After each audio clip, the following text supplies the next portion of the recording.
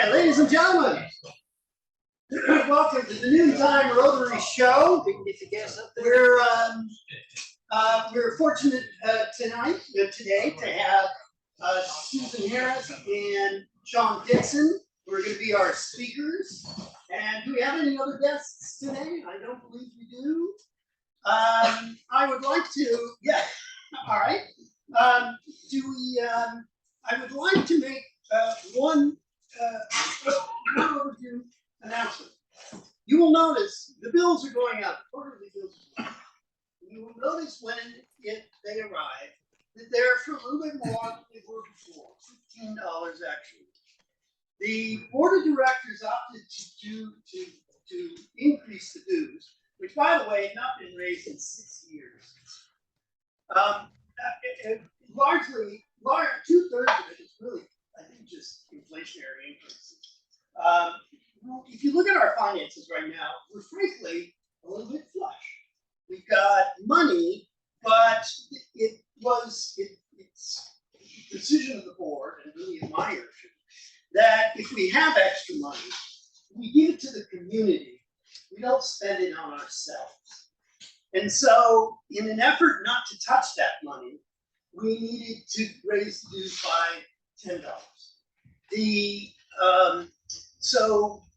So that's really just to keep things even.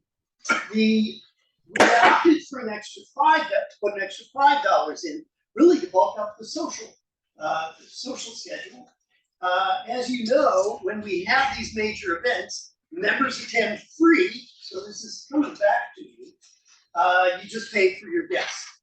And the social committee has been charged to put on 4 events in the coming year. The last one will be the installation dinner. 2 of them are going to be here, and they're in discussions to come up with the 4th one. The very first event, actually, this is not the result of the social committee, but this is one where members get to attend free, and that is going to be on August 23rd, 5 p.m. the Eastern Shore Yacht and Country Club. And as I say, members are free. If you want to bring a guest, it's $31. I'm going to pass around the sign-up sheet, and it would be great if we could get at least 15 people. You said we had how many last year, Chuck? We had total from just our club with all the guests. I think it was around 32 or 35, something like that. Just our club. Fabulous. All right, I'm just going to start this around. Bill, thank you very much. And now I'm going to ask Paul to give a little report on payments, I think, and how to pay dues and that sort of thing. They put you down, Jeff. Wasn't that what you wanted to talk about? I can, yeah, well, I'll mention several things. Okay, that's good. I've been asked to give several announcements, actually. One has to do with paying. You have to have a Venmo account, and the Rotary has a Venmo account, so you can have your Venmo account have your money sent directly from your bank to our bank, and so that's perfectly simple. We did set up a PayPal account just so that we could sell crab cakes over the internet from our website. That is not to be used to pay your dues because there's a fee associated with that if they PayPal. So please don't try to use PayPal to pay your bill. Secondly, I want to say something about fines. There were, most of you know, you get phone rings during a meeting. It's a $5 fine. If you ask if you pay, $5 right then. But if you can't, you'll get billed for it. And actually, there's some holdovers from the 4th quarter of the last fiscal year of some fines that you owed from a couple months ago. Where's your phone number,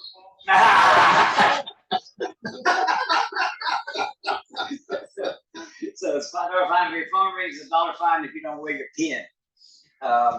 and today finally, we have 100% no $1 fines. Everybody has a pen. Alright. Or a shirt. Very nice. Or a shirt. and finally, I wanted to clarify because there was a little confusion about this apparently. The standard fee, the dues payment for Rotary members in our club is $195, and that covers all your meals. $190. I'm $190. I'm sorry. Which was a $15 increase, like Jim explained.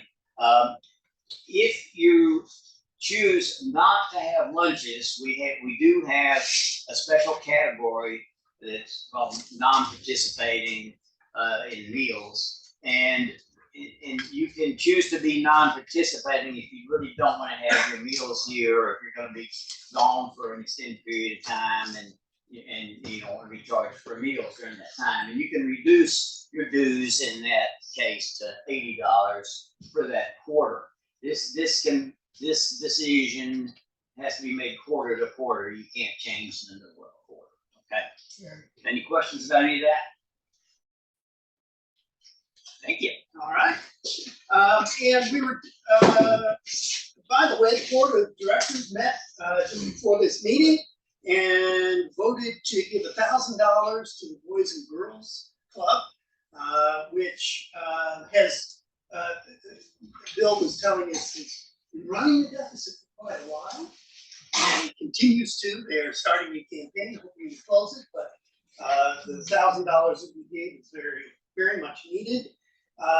We also gave, $500 to Kip-to-Peak, I'm sorry, for the backpacks. That's right, so we'll order backpacks, and we'll have them shipped directly to Kip-to-Peak. Paul Strong deserves kudos for doing most of that work. And Paul had, tell me the good news about crab cakes. Yeah, we've collected most of the money that people still owed for crab cakes.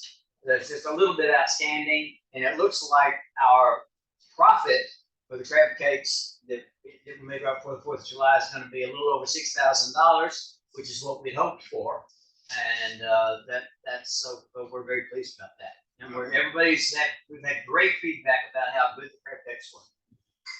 Excellent. So now, let's see, I think it's time for Happy Dollars. Is anyone particularly happy today? I'm looking around the room. Who would like to make a contribution? Rusty, you're looking rather happy.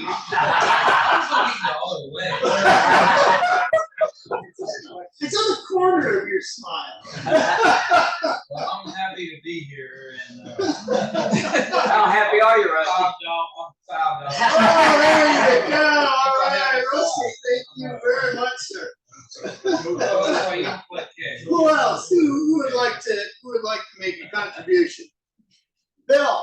I'm happy to the tune of $5 because Katie has a job.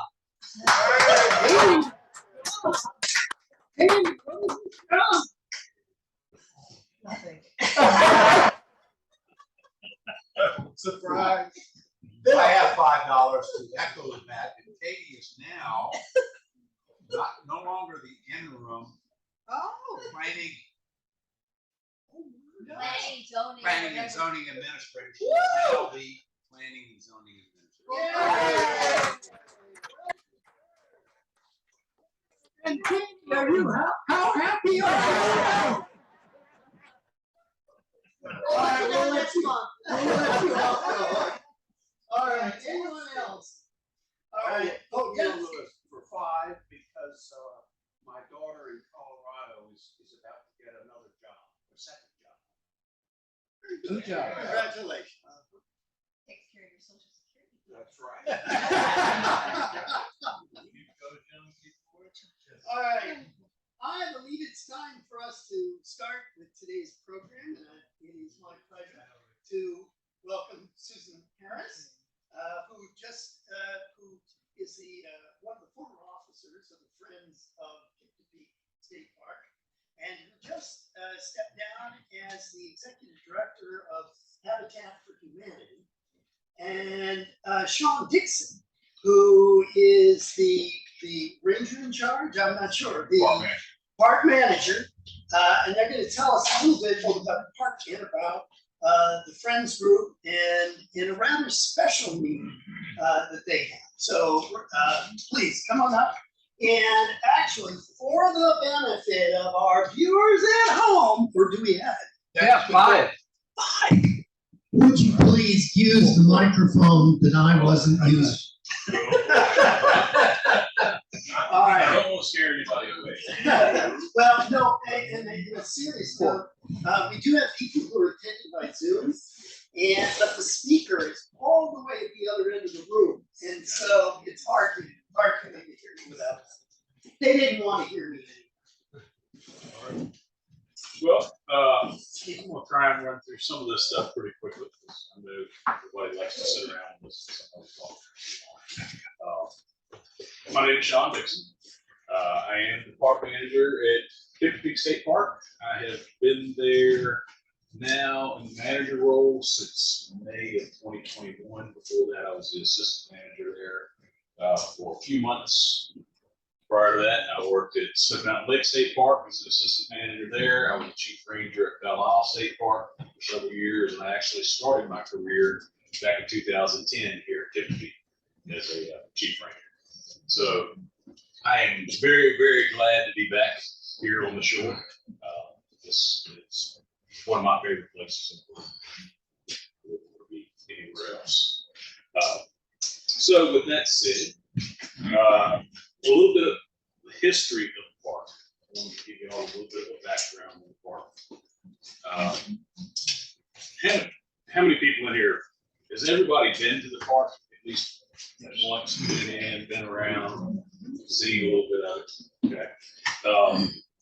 You know, we have several big attractions there at the park. One of the first things that you notice when you go down to the park and you go to the end there, is the fishing pier that we have, boat ramp, and obviously the concrete ships out there. You know, the concrete ships are sort of unique in that they were built during World War II when all this steel plating was being used for the war effort. They commissioned these ships to be made out of concrete, which everybody finds unusual. You know, how does concrete float? It's all about water displacement. But anyway, those ships were used throughout the war, both as merchant vessels and supply ships all over the world. Many of them served in the Pacific. And then after they were decommissioned, they were brought over and purchased by Virginia Ferry Corporation, who sunk them there in front of the park as a breakwater for their new ferry dock, which is currently our fishing pier. The ferry dock was, say it was 1950 when they put that in. At the time, it was a cost of $2.2 million. And it was touted as the largest, most modern ferry terminal on the East Coast, actually in the world.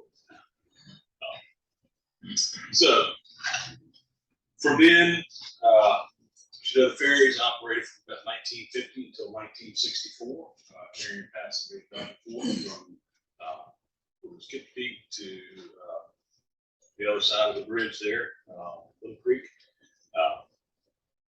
And then in 1964, once the bridge tunnel was opened up, the ferry was no longer, ferry service was no longer needed, and they moved on.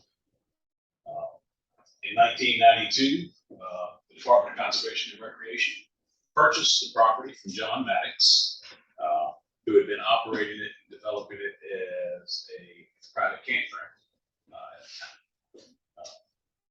DCR took it over then, purchased 375 acres at that time and started developing it as a park, which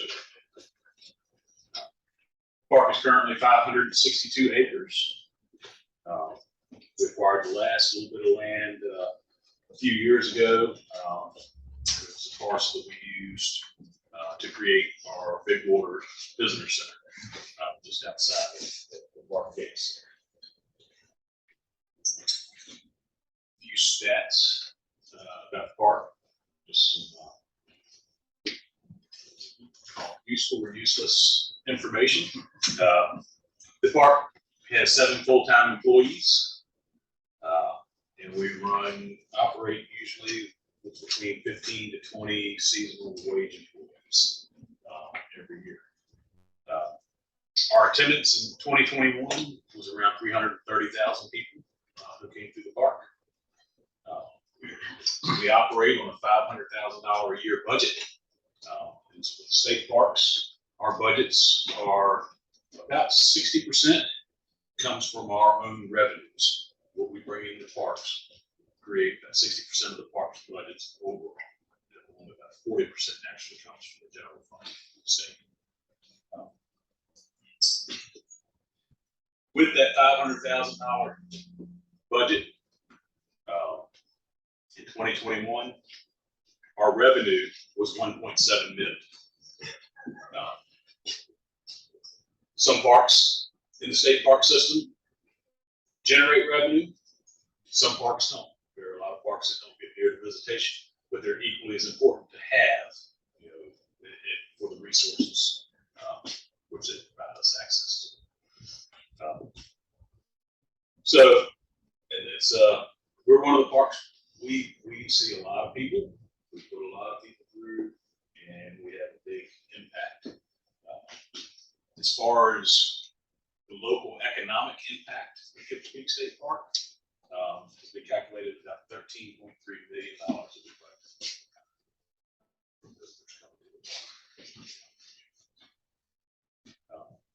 We feature 138 campsites, 4 2- and 3-bedroom cabins, 5 6-bedroom lodges, 4 yurts, and 1 bunkhouse for overnight facilities in the park. We have approximately 5 miles of trails in the park, and some of our biggest attractions are obviously the beach and the fishing pier, the boat ramp there at the park. As far as the beach goes, our South Beach is one of the few beaches around that allows pets, dogs. So a lot of people are excited to be able to bring their pets out and spend the day at the beach with their dogs. We have world-class birding opportunities at the park, just due to the nature of the flyway here on the eastern shore. The eastern flyway funnels down to the tip of the shore there. We also feature a hawk watch platform, which is manned by the Coastal Virginia Wildlife Observatory. They've been banding birds, started banding birds there, I want to say it was in the 1930s, because it's such a great location. They currently have hawk watch there. They do hawk counts. They've been counting. We've actually stationed somebody up there to count all the raptors that fly over. It's some of the most important numbers and population research that's being done on the East Coast that happens right there. So that's a brief, very brief, quick run through of some of the history of the park. With that, I'm going to turn it over to Sue. Yeah, John, I don't think you mentioned the campground. Don't you have a campground? We do have campsites. It's 138 Very campsites. nice. Yep, 138 campsites. Yeah. Of which about 90 of those are Big camp. water electric sites, and about another 50 or so are tent sites. Yes, sir. Are you open year round? The park is opened year round. I mean, 365 days a year. The exception to that, the only closed dates that we have is when we do our management hunts. We do conduct management deer hunts to help keep the population in check there in the park and surrounding areas. And that's 4 days a year that we do that. The campground does close And on the first weekend of December, it reopens the first weekend of March. But all of the day use facilities are open. Absolutely. Anybody else have any questions about the park? What kind of dangerous animals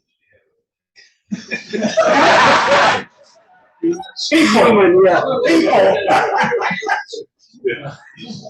I mean, I've been hiking and I've seen some awful big prints, but Really, I mean, than just dogs. But more than likely it was just dogs. I've heard of coyotes. I haven't seen any.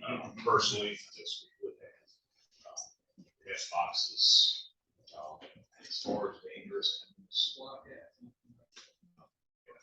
animals. safe places. they can go Snakes, and- there are copperheads. Outside of that. That's a lot to worry about. Safe place to take your It's grandchildren. very, very safe. I take my grandkids Hiking. all around all the time. No sharks. If people actually knew how many sharks were out there in the water, they probably wouldn't get in. But there's never been a shark. So, that's all I can say about that. All right. Susan, I'm let her talk about the Friends. The Friends of Kipper Peak State Park is kind of a civic support organization for the park. So they're actually an external entity that comes together to help provide things that we need. Thank you. I'm Susan Harris. I am currently the treasurer. I haven't advocated that position. We just lost several of our officers to attrition, so I am still the treasurer of Kipper Peak.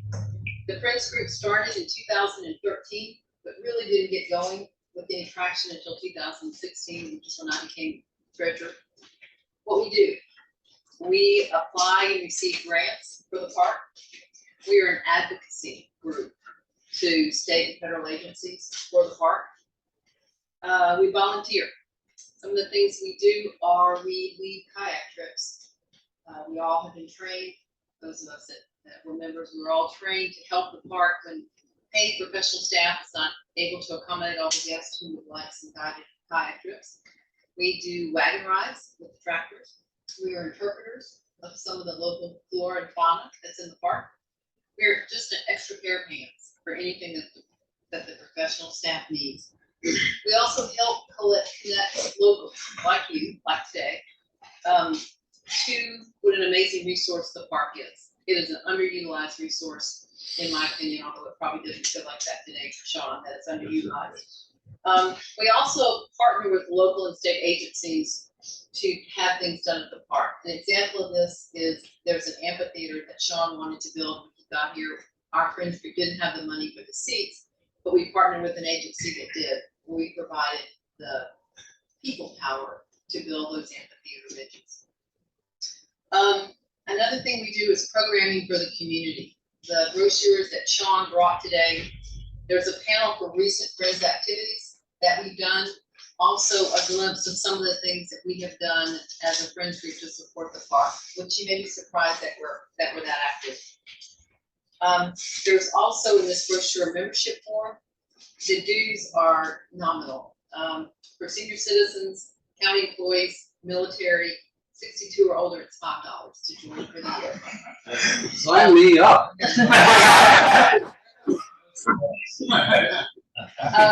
If you're an individual and don't fall in one of those categories, it's $10. If you're a family, it's $15.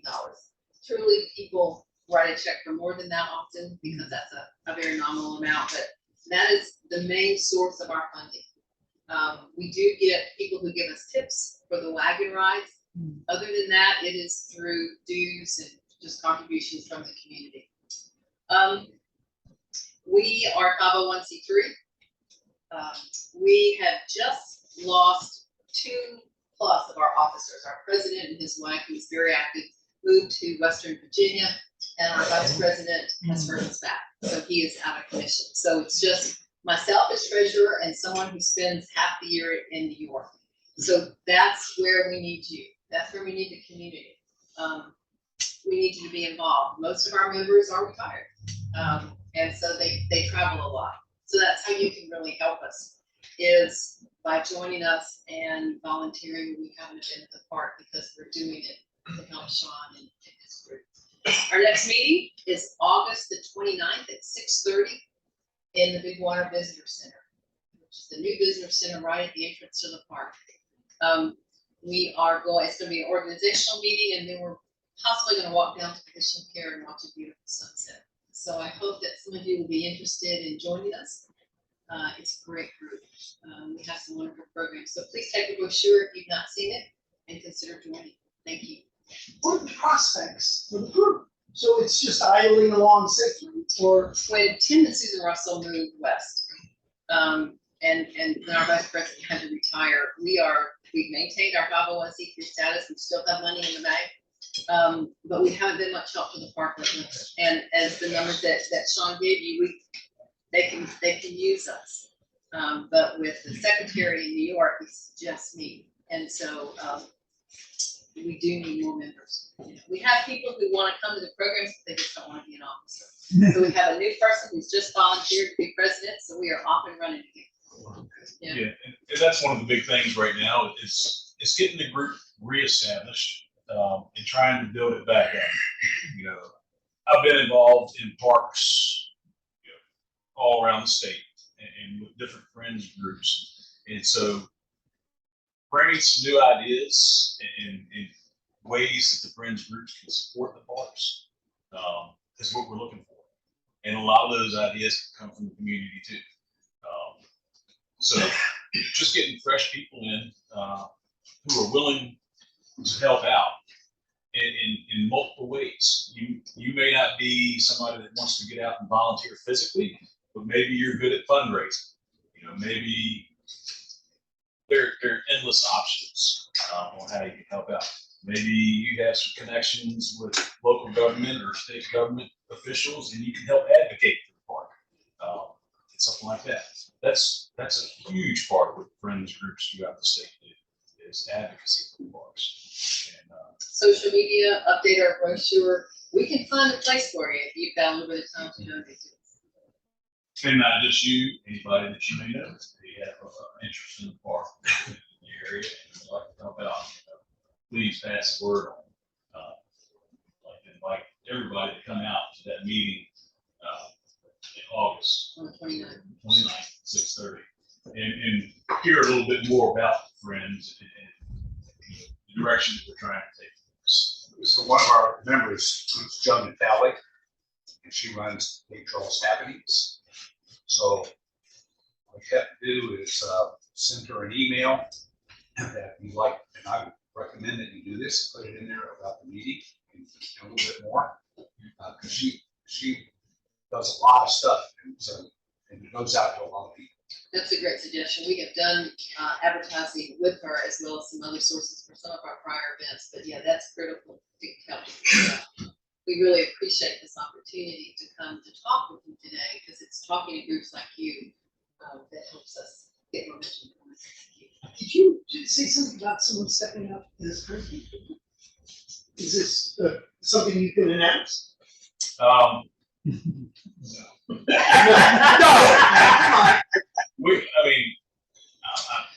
It's not 100% official yet, but Okay. it's, Your membership fees, are they annual? Annual, Okay. calendar year, January to December. Questions? Does that get you into the park? so, That's a great question. I mean, I had that hiking thing, the free access, kind of the access through the state, it is expired. So that's why I visit later. your friends membership will get you into the park with friends sponsored activities.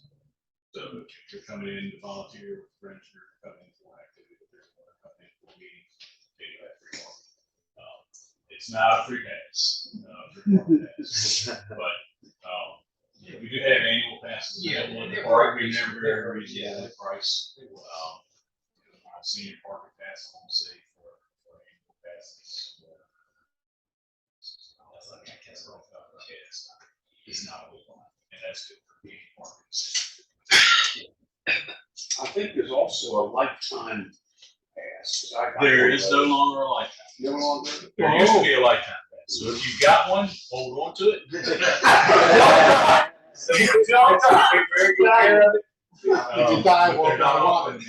Well, the sad thing is that, I got it to launch my boat and then I sold the boat. Still good to come in. I can sell you a lifetime pass. Alright, well, Susan and Sean, if you'll step up here just for a second, I'd like to show you, is a copy of Nate the Great. And the club has made a contribution to the Eastern Shore Literacy Council, which is sending these books to graduates of its Dolly Parton free book project. And they have agreed that they will put in the in a copy of one of the books a nameplate that will have your names on it. And it says Princess's book. Well, it's going to be a little bit. It'll be a little more wordy. It will say in recognition of service by both of you to the community. And so it'll be remembered by at least one 5-year.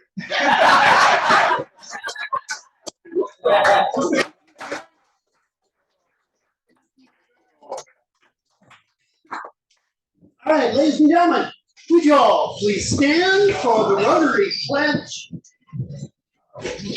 Is it the truth? Is it fair to all concerned? Will it build goodwill and better friendships? Will it be beneficial to all concerned? Ladies and gentlemen, and stand. Oh, I'm sorry, that's right, stand.